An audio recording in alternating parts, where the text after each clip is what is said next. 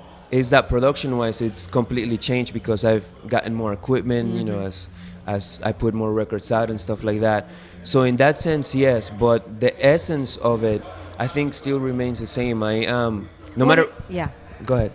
No, I was going to say that is the essence like your musical vision or what you're trying to express? It's not a vision. It's kind of like an experience that bleeds into the music. It's the experience of not having money and then working hard for you know, whatever it is that you want to accomplish and actually accomplishing it. But once you accomplish it, you still have all these obstacles. So you still need to redo and keep doing the same thing over and over again. And you know, basically that's the essence of no matter what it is that I am talking about, even if it's love, because in love you still have to go through that fight to make your relationship with the person you love work and stuff. So it's always a fight, and it's a good fight, and that's kind of what's in my music, I believe.